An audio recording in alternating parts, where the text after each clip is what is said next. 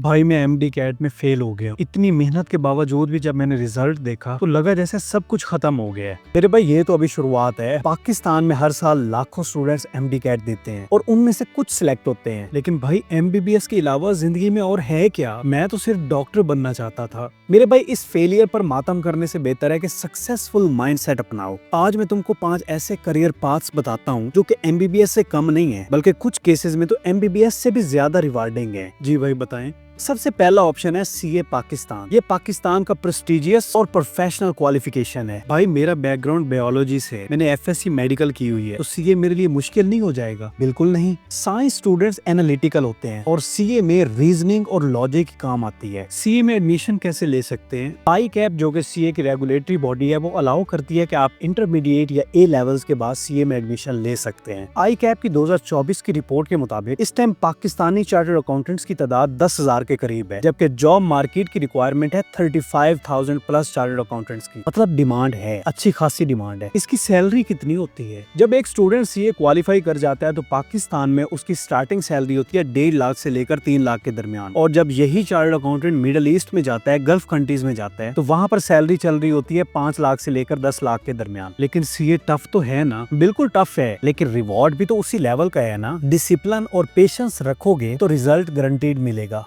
इंशाल्लाह भाई। दूसरा ऑप्शन है कि आपने सबसे पहले बीएस अकाउंटिंग एंड फाइनेंस करना है 4 साल का, और उसके बाद आपने सीएफए में एडमिशन लेना है। सीएफए का मतलब है चार्टर्ड फाइनेंशियल एनालिस्ट। ये सर्टिफिकेशन है जो कि आपको कंबाइन करना पड़ेगी बीएस अकाउंटिंग एंड फाइनेंस के साथ। ये कॉम्बिनेशन उन लोगों के लिए बेस्ट है जो फाइनेंस, इन्वेस्टमेंट और ग्लोबल मार्केट को समझना चाहते हैं, वहाँ पर काम करना चाहते हैं। सीएफए होता क्या है? सीएफए एक ग्लोबल इन्वेस्टमेंट क्वालिफिकेशन है, यूएस से बेस्ड। इसके जो प्रोफेशनल्स होते हैं वो स्टॉक मार्केट, इन्वेस्टमेंट बैंक्स और फंड मैनेजमेंट कंपनीज में काम करते हैं। इस टाइम वर्ल्ड वाइड तकरीबन 2 लाख के करीब सीएफए चार्टर्ड होल्डर्स हैं, एज पर सीएफए इंस्टीट्यूट 2023 की रिपोर्ट के मुताबिक। पाकिस्तान में भी इनकी डिमांड बहुत ज्यादा बढ़ रही है। Faysal bank, Meezan bank, JS global जैसे इंस्टीट्यूशंस इन चार्टर्ड होल्डर्स को हायर करती हैं और इनकी सैलरी पाकिस्तानी चार्टर्ड अकाउंटेंट से ज्यादा होती है। आप लेवल 2 में होंगे तो आपको 2 लाख से ज्यादा इसकी सैलरी ऑफर हो रही होगी, तो बहुत अच्छा करियर है। लेकिन फिर बताता जाऊं कि करने के लिए सबसे पहले आपको बीएस अकाउंटिंग एंड फाइनेंस करना है और उसके बाद सीएफए करना है। ओके भाई। खैर तीसरे ऑप्शन में आपने बीएस अकाउंटिंग एंड फाइनेंस ही करना है, लेकिन साथ में आपने आईसीएईडब्ल्यू को करना है, जो कि यूके बेस्ड सर्टिफिकेशन है। दरअसल जो आईसीएईडब्ल्यू करते हैं ये यूके के चार्टर्ड अकाउंटेंट्स होते हैं। अगर दुनिया की टॉप 3 क्वालिफिकेशंस को देखा जाए तो आईसीएईडब्ल्यू दुनिया की टॉप 3 क्वालिफिकेशंस में से एक है अकाउंटिंग की दुनिया में। सीए पाकिस्तान और आईसीएईडब्ल्यू में फर्क क्या है? सीए पाकिस्तान लोकल एक्सपोजर के लिए है। अगर आपने पाकिस्तान में काम करना है तो सीए पाकिस्तान बेस्ट ऑप्शन है, लेकिन आईसीएईडब्ल्यू आपको ग्लोबल रिकॉग्निशन देता है। यूके, यूएई, सिंगापुर, यूरोप, हर जगह आईसीएईडब्ल्यू की डिमांड है। इनको जॉब्स इजीली मिल जाती हैं। पाकिस्तान में भी 100+ फर्म्स ऐसी हैं जो कि आईसीएईडब्ल्यू के प्रोफेशनल्स को हायर करती हैं। सो इस तीसरे ऑप्शन के लिए सबसे पहले आपको बीएस अकाउंटिंग एंड फाइनेंस करना पड़ेगा, उसके बाद आईसीएईडब्ल्यू में जाना होगा, जो कि सर्टिफिकेशन है जैसा कि मैं बता चुका हूँ। ठीक है भाई।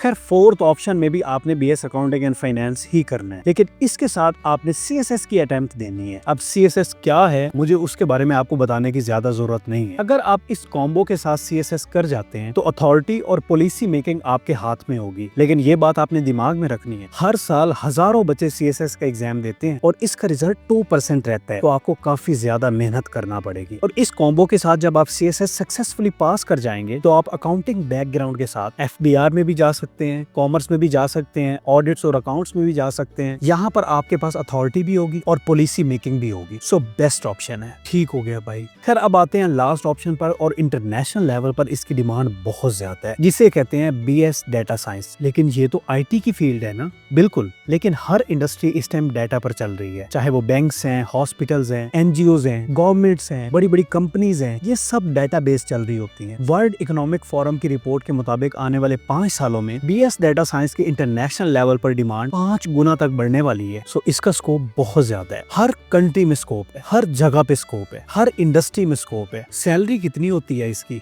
इंटरनेशनली इसकी एवरेज सैलरी $70,000 पर ईयर चल रही है। आप कैलकुलेट कर सकते हैं कि ये कितनी बन रही है। रिसेंटली जितनी भी डेवलपमेंट्स पाकिस्तान में हुई हैं, उससे अंदाजा लगाया जा सकता है कि पाकिस्तान भी डेटा ड्रिवन इकोनॉमी बन रही है, जो कि डेटा की बेस पर चल रही है। सो अगर तुम इस फील्ड को टारगेट कर लो और उसके बाद बाहर चले जाओ, पाकिस्तान में अभी नहीं रहना, BS डाटा साइंस करने के बाद बाहर चले जाओ, तो बहुत ज्यादा स्कोप है, बहुत अच्छी अर्निंग्स है। सो अगर तुम MD कैट में फेल हो गए हो तो कोई मसले वाली बात नहीं है। ये जो ऑप्शंस मैंने बताए हैं, ये प्रूवन पाथ्स हैं, ये सक्सेस के पाथ्स हैं, इसमें रिवार्ड बहुत ज्यादा है। भाई सारे ऑप्शन अच्छे लग रहे हैं, लेकिन ये टफ भी तो है ना।